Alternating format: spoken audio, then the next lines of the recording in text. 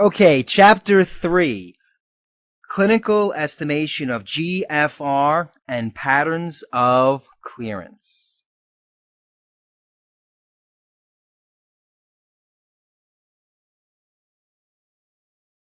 Okay, clearance as an estimator of GFR. Why do I care about the GFR as a clinician? I care about the GFR as a clinician because I use this as an index of renal function. The GFR tells me the severity of my patient's renal disease. The GFR tells me my patient's renal function. If GFR is decreasing, my patient's renal function is decreasing.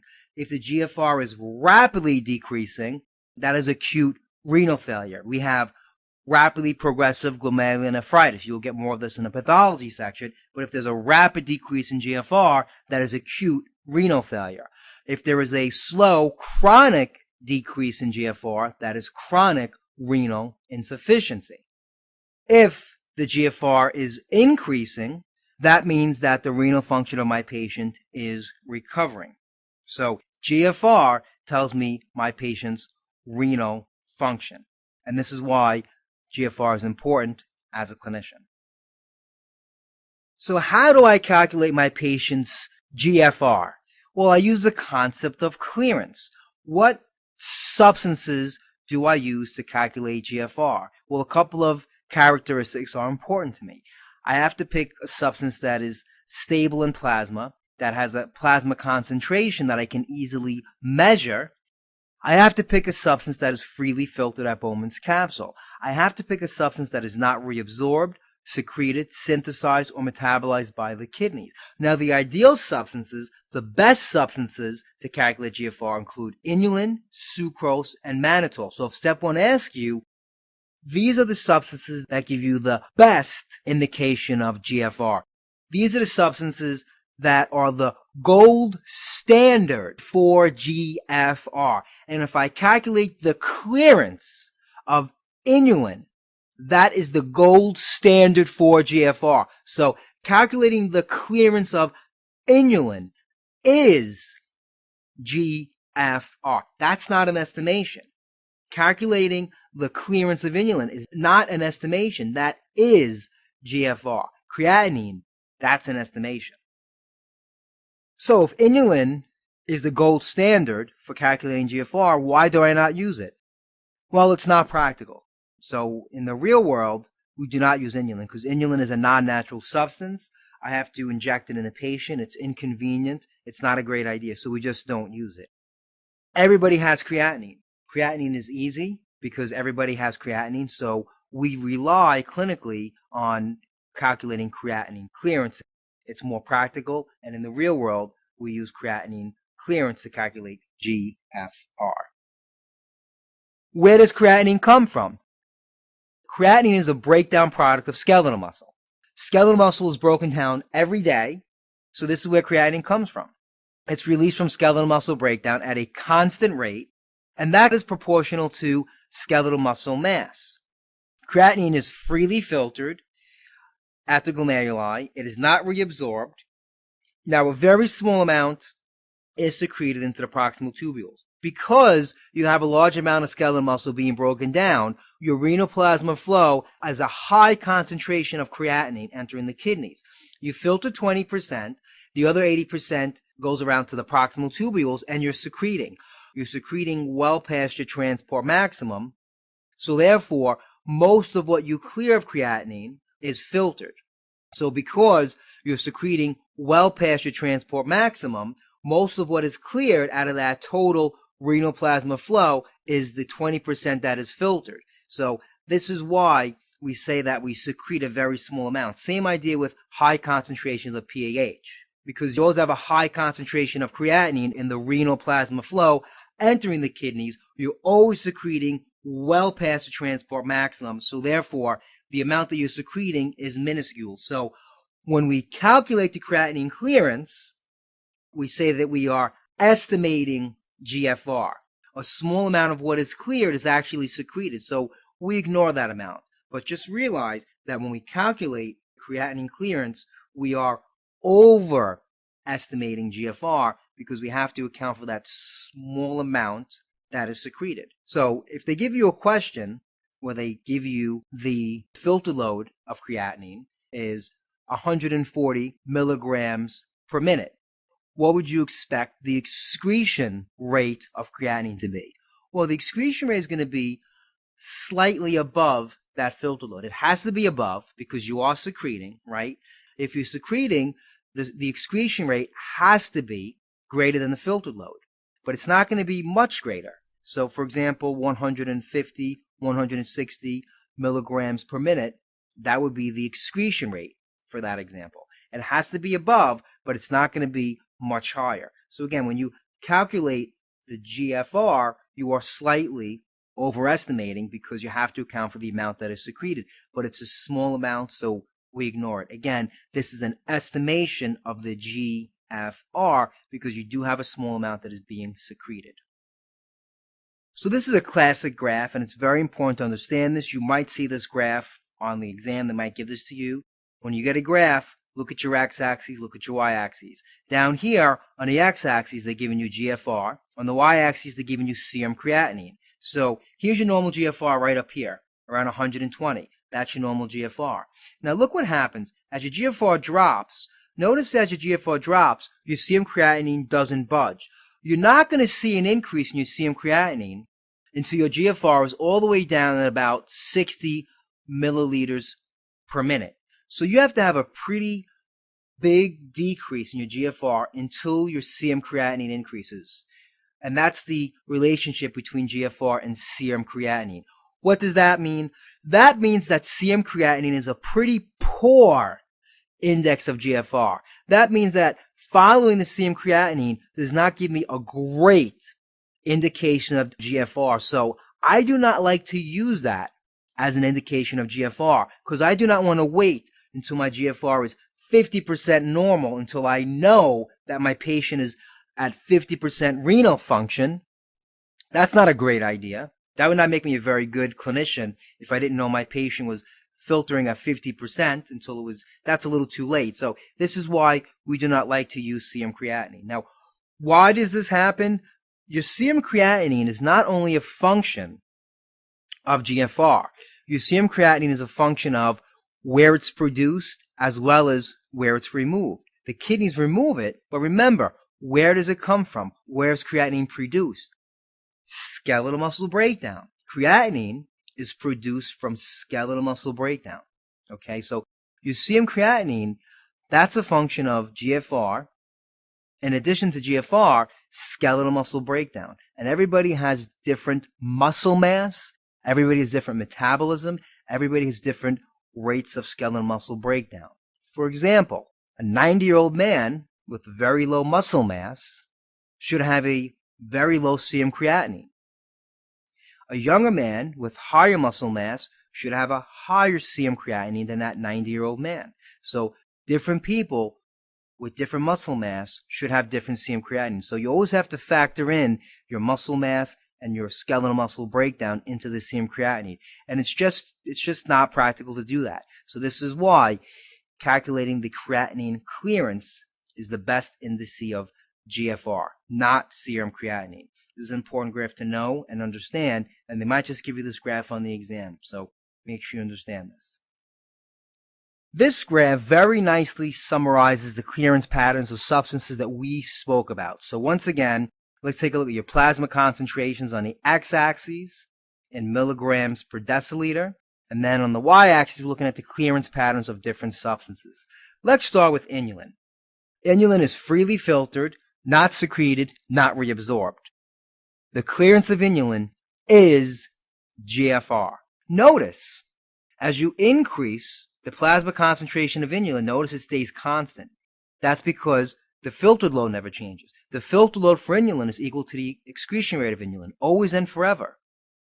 Inulin does not have any carriers because it's not reabsorbed, it's not secreted. So nothing gets saturated here. You're not dealing with saturation kinetics. It's quite simply filtered and excreted. Filtered and excreted. There's no saturation kinetics for inulin. So therefore, the clearance of inulin never changes. It's constant. The clearance of inulin is the 20% of the renal plasma flow. That 20% is a constant value. That 20% never changes. No matter how high the plasma concentration is, the clearance of inulin is always that 20% that is filtered. Bottom line. Here's creatinine.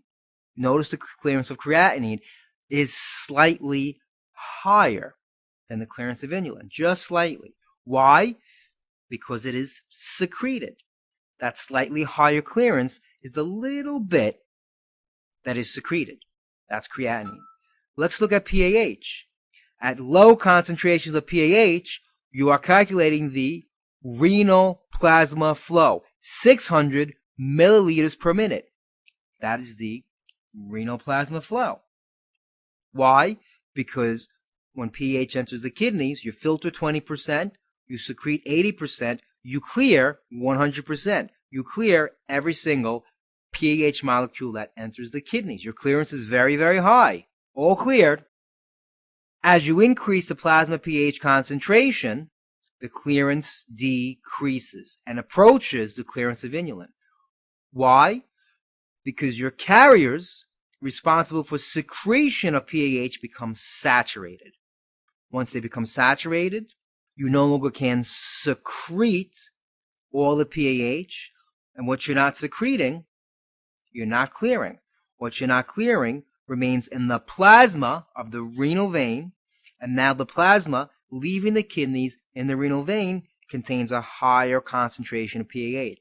Therefore, the clearance is decreasing, and it approaches inulin. But it never equals it. Why? Because you always have the transport maximum. You always have that small amount that you are secreting. So you're always secreting a small amount. Now, the clearance never goes to zero because you always clear what you filter. The 20% that you filter plus the transport maximum, the little bit that you secrete, is cleared because you don't reabsorb it. So whatever is filtered, whatever is secreted, is cleared. It's removed. Now for glucose. At low glucose concentrations, all the glucose you filter is reabsorbed, and the excretion rate is zero. Therefore, the clearance is zero. You clear no glucose. Whatever enters the kidneys, leaves the kidneys. You filter it, you reabsorb it, your clearance is zero. Okay, what is this number right here? What would you call this number right here? If you're saying renal threshold, you are correct. If you're saying anything else, you are incorrect. The answer is renal threshold. That is the plasma glucose concentration at which the SGLT2 carriers first start to get saturated. This is when you start to excrete glucose in the urine. Now you start to have an excretion rate, and now your clearance starts to increase. Now you actually are starting to clear glucose. Why are you clearing it? Because it's leaving the kidneys. Now if you look at the plasma in the renal vein, the plasma that is leaving the kidneys, you start to see glucose. If you see glucose that appears in the renal vein, you're not clearing it. So now the clearance of glucose is actually increasing. You're not clearing it. Why? Because your carriers are saturated.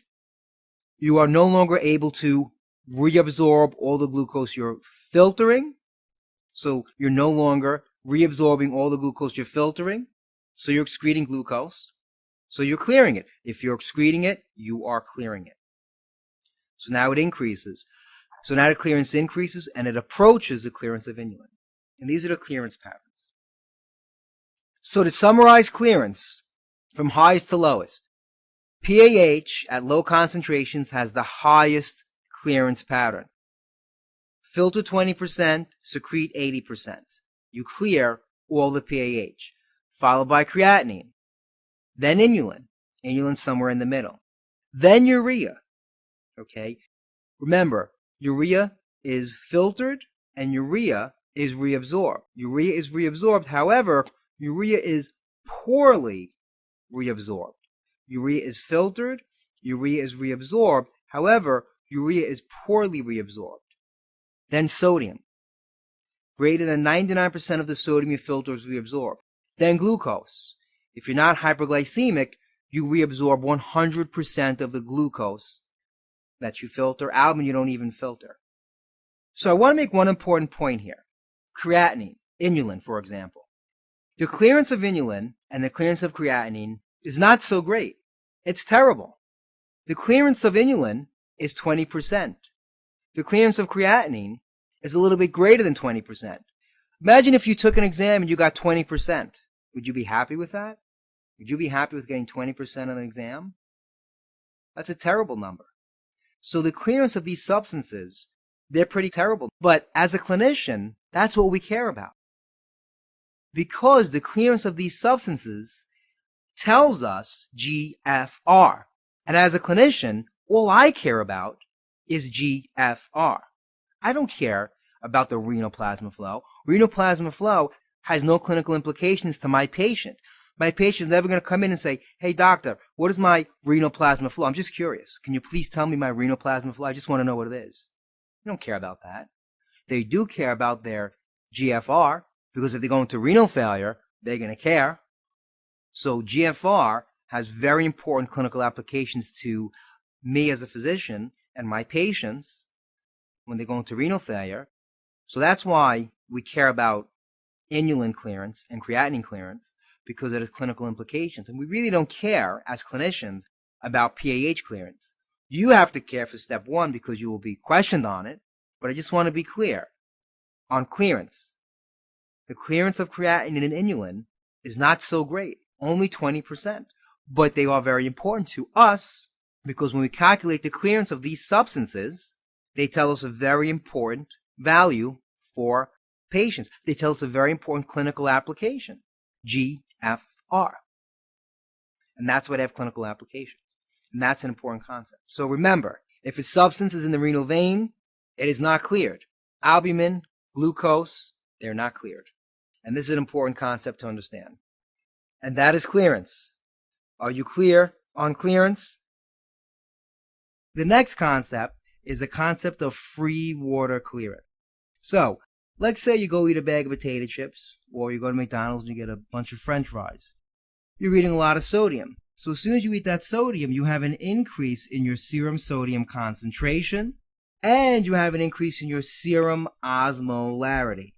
So, your serum osmolarity ranges anywhere from 280 to 300.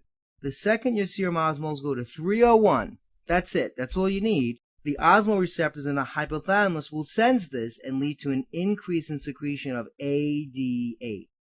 ADH will lead to an increase in reabsorption of free water from the collecting ducts. So now you will be reabsorbing more free water, and you will be excreting less free water, because you will be reabsorbing more free water from the collecting ducts, and the more free water you reabsorb, the less you are excreting. So you will have less excretion of free water. Now, we call that the free water balance. Now, if you are reabsorbing more free water, you are clearing less free water. So we would say you have a negative free water clearance, because what you are reabsorbing, you are not clearing, or you are not excreting. So, if you have a negative free water balance, you will be reabsorbing more free water, and that means you will be clearing less free water, and you will be excreting less free water. And that will give you a hypertonic urine. So you will see a negative free water balance will tend to give you a hypertonic urine, because there's less free water in the urine, there's more free water being reabsorbed, and you are clearing less free water. In a positive free water clearance, you have low levels of ADH, so that means you are excreting more free water. Because you are excreting more free water, you will have a more hypotonic urine form. So a positive free water clearance will give you hypotonic urine, because you will not be reabsorbing free water. And we call it a positive free water clearance because you are now clearing more free water from the kidneys. You'll tend to see that when you have a low osmolarity. So here's a sample calculation for calculating the free water clearance. Here you see the urine flow rate is 3 milliliters per minute, the urine osmolarity is 800 milliosmoles per liter, and the plasma osmolarity is 400 milliosmoles per liter. So if you calculate this equation, you take the urine flow rate, which would be 3 milliliters per minute, and you subtract that from the urine osmolarity times the urine flow rate over the plasma osmolarity. And if you calculate that, you will see that comes out to be 6 milliliters per minute. 3 minus 6 milliliters per minute will give you a free water clearance of -3 milliliters per minute. -3 milliliters per minute, that is what we call a negative free water clearance. The conclusion here is that the kidneys are conserving water. The kidneys are appropriately reabsorbing water. This would be in response to excessive plasma osmolarity due to ADH.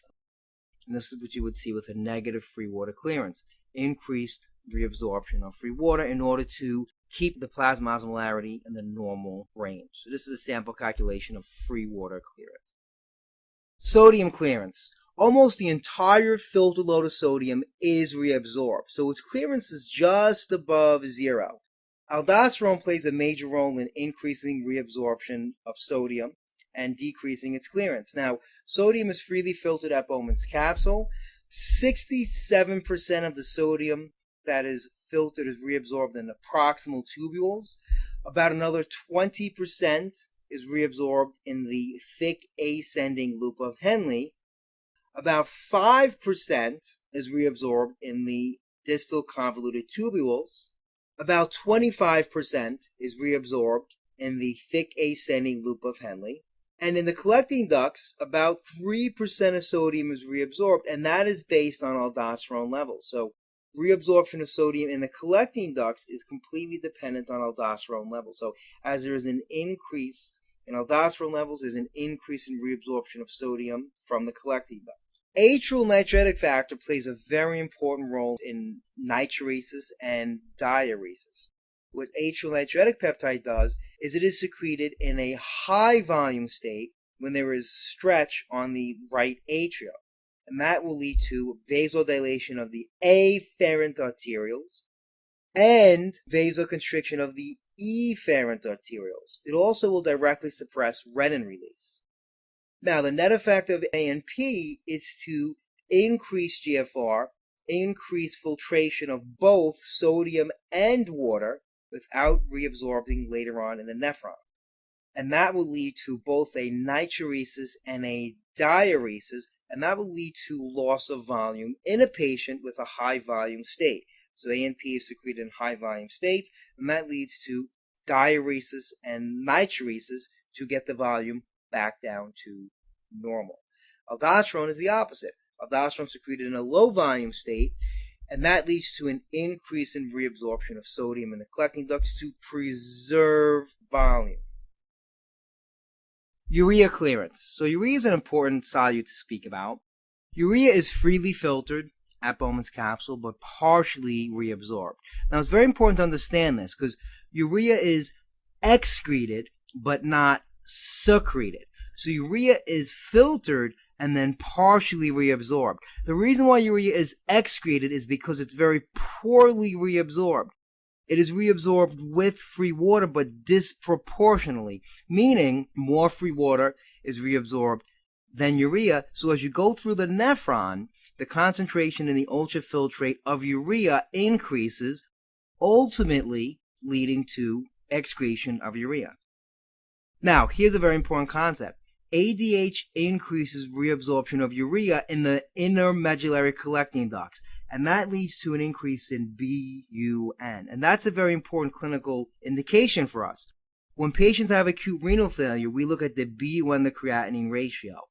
If the BUN to creatinine ratio is elevated, that tells me that the patient has pre-renal azotemia because that patient is dehydrated, ADH levels are increased, and ADH leads to an increase in reabsorption of urea, leading to an increase in BUN. So if I have a high BUN to creatinine ratio, that tells me my patient is dehydrated.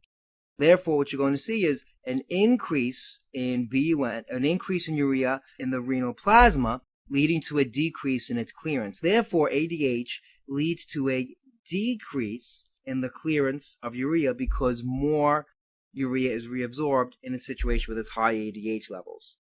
When urea is reabsorbed, a lot of the urea sits in the interstitium of the medulla. We call that urea recycling.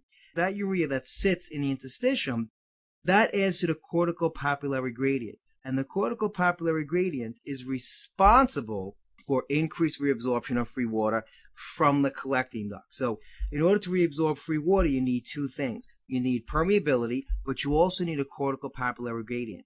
And ADH adds to that gradient by increasing the reabsorption of urea, which sits in the interstitial medulla and increases the cortical papillary gradient, leading to an increase in reabsorption of free water.